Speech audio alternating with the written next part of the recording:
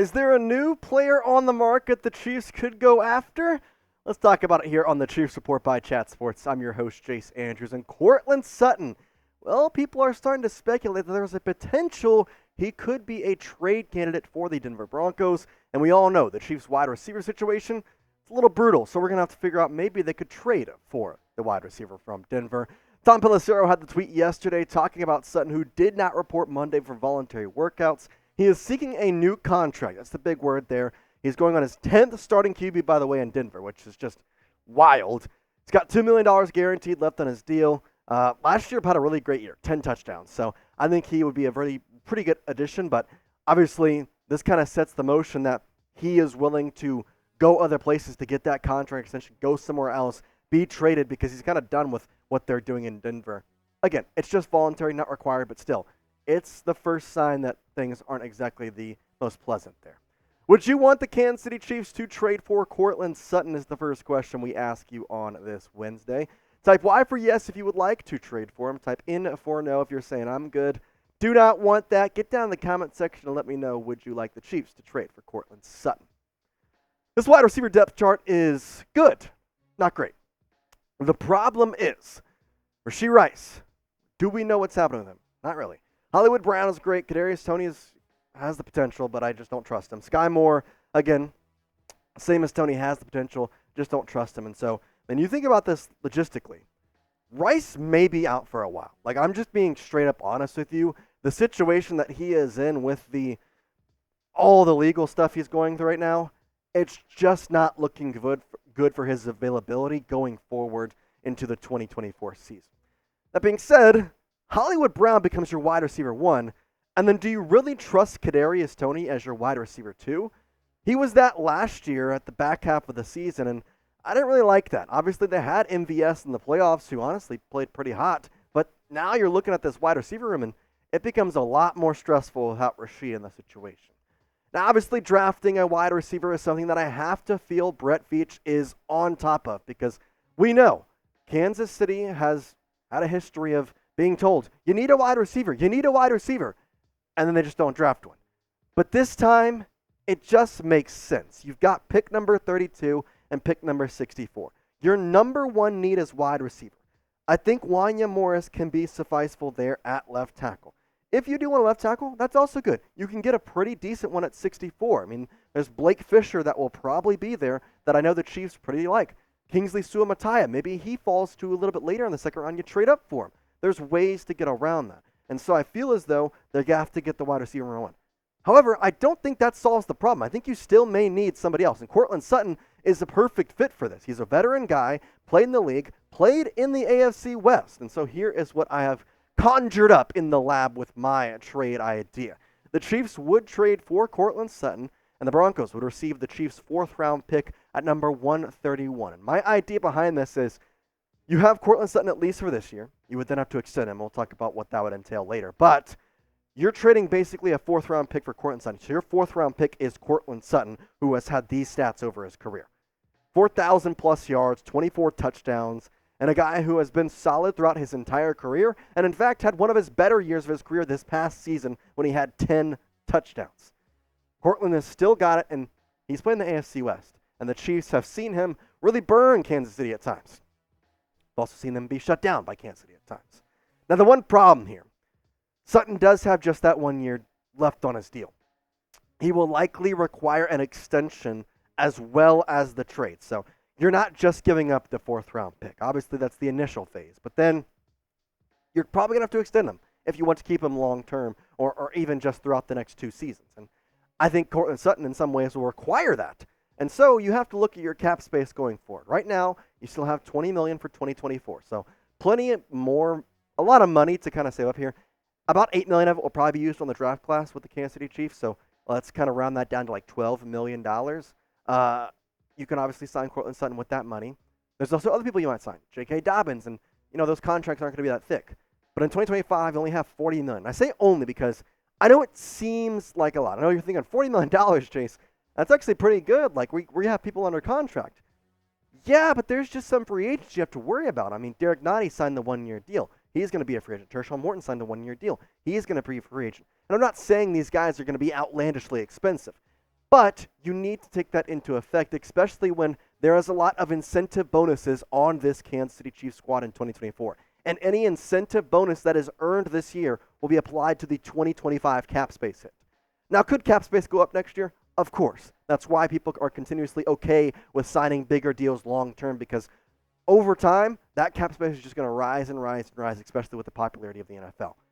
You have to, though, worry about it in some ways when you have a Patrick Mahomes contract where he's getting over $60 million a year. You have a Chris Jones contract where he's getting around $30 million per year. I mean, it's a lot to worry about, and for Brett Veach, it's something to take into account with every single move you make going forward. You know you have to be really logistical with it, and that's why the draft is so important, because those guys are cheap and they can play right away, and you get them for 4 years. Trent McDuffie, George Karlaftis.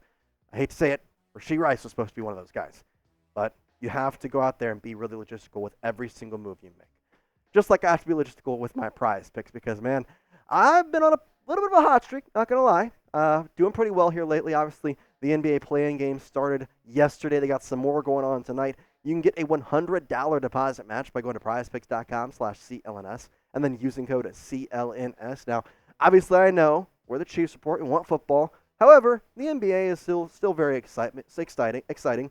And America's #1 fantasy sports app, you can turn your hoops knowledge into serious cash. Here's my picks for tonight's game with the Miami Heat and the 76ers.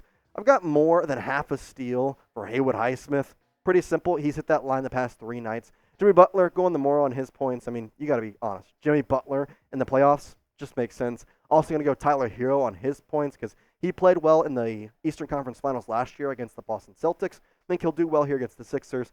And then got a little goblin down there, a little Joel Embiid action, more than 24.5 points.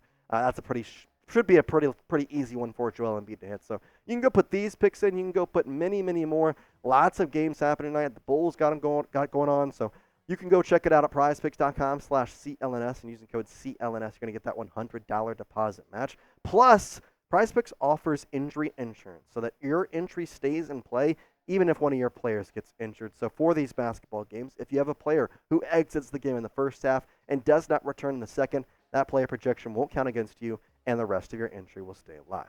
Quick withdrawals, easy gameplay, and an enormous selection of players and stat types are what makes PrizePicks the #1 daily fantasy sports app. Once again, prizepicks.com/CLNS using code CLNS for that $100 deposit match. That link will be in the comments and the description of this video. The Chiefs do need to think about other extensions. Now, what other extensions are there? Well, you got to think. I just mentioned some young players that are going to be needing of some more money here soon. Here's my top 5 for possible extensions coming. Nick Bolton's a huge one. Obviously, you want to keep him around, especially after losing Willie Gay. You have Tranquil for 3 years now on a pretty, I would say, relatively cost-effective contract. Creed Humphrey, obviously a great move there. I think that would be awesome to extend him. Trent McDuffie, you drafted him, keep him. Same thing with George Karlaftis. I would like to keep those two around for, I would like to say, a Chris Jones type of deal, where not in terms of money, but just keeping them in Kansas City for a long period of time. And then Harrison Butker is scheduled to be a free agent here coming up in a year or so. So need to kind of start getting that in the works. He won't be much, but still, he's the best kicker in the NFL to me. Lock him down.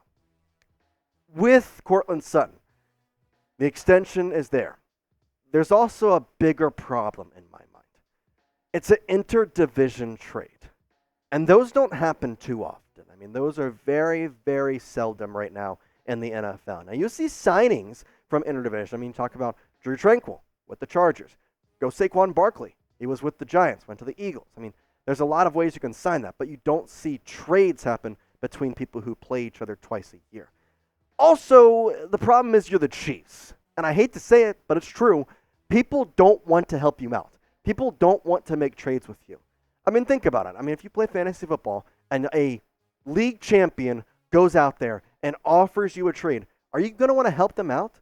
Especially if they're offering it, they're probably thinking it's better. No, I'm not going to want to. Similar kind of thing here. You don't want to go out there and offer a back-to-back Super Bowl champion a trade that would probably help them just for you to get some draft picks. Now, obviously, if the Chiefs are the best offer, you're taking it. You're going to do it. I just don't know if the Chiefs would have the best offer. And so I think that's the problem here in a lot of different facets. I do want to go back to the extensions, though, because I think that is a very nice talk to have. Who would you like to see the Chiefs extend first? Obviously, these guys are all important in different ways, but is there somebody on this top 5 here that you would think you have to get locked down forever? And you can let me know down in the comment section. Maybe there's someone else that I didn't list on here that you think is more important than these guys. To me, it's Trent McDuffie all day. He's locked down in a cornerback. Let's lock him down forever in Kansas City. Let me know down in the comment section who you would extend first. Luckily, you do have some draft spots that you can help fill. Or excuse me, draft picks that you can help fill spots. So that way you can be able to go in there and find the holes of the way you're going about it and fix it. And in case you missed it, obviously the draft is super, super soon. I mean, we are literally 8 days away. I had a mock draft go out yesterday. Go check it out. I've got 2 wide receivers in that mock draft and a couple of interesting trades that I think you're going to like. So if you haven't checked it out, I promise you, go check it out and go see how I fill all the holes the Chiefs have. Now, obviously, given 2 wide receivers there are a lot of wide receiver options in this 2024 NFL draft. I would argue this may be the best wide receiver draft class we've seen in a long time. I mean, I can't even put a year on it. I can't think of the last time we've had this deep of class. And I think that continues to just be the trend. Every year, players are getting better and better, and we think of them better and better. So that's just the way it goes. But obviously, there's 5 guys that I'm kind of looking at as the options in round 1 or, trading up, trading back a little bit. And Brian Thomas Jr. is number 1 for me. Adonai Mitchell's right there with him. I would say those are 1A, 1B of my choices, especially without Rashee Rice. Lad McConkey is one that I really think would be great. Keon Coleman is one that I would think would honestly be better in the second round potentially. And Troy Franklin, you could trade back to go get him. Also, you got Xavier Legette. You've got Devontae Walker. You've got Brendan Rice. You've got so many other wide receivers. I mean, there's just so many options. This is just kind of crazy. Like I said, this is one of the better wide receiver draft classes we've had depth-wise in a while. I mean, in my mock draft, you saw him on the thumbnail, Xavier Whittington, a wide receiver from Texas who was honestly really solid. Got him in like the 6th round. That's pretty dang good. And we all know you can get really, really good value even later in the draft. You talk about Isaiah Pacheco. 11 picks before Brock Purdy. He's one of the best running backs in the NFL. And now Josh Jacobs out of the AFC West and Austin Eckler out of there. I think that Isaiah Pacheco is far and away the best running back in the AFC West, and he was a 7th round pick. I mean, you can find value at any spot. Make sure you are subscribed to us here on the Chiefs Report because we are putting out draft content every single day. But I appreciate you hanging out with us, and we will get you updated on everything you need to know heading into draft week tomorrow. For now, we will see you later. Peace out, Chiefs Kingdom.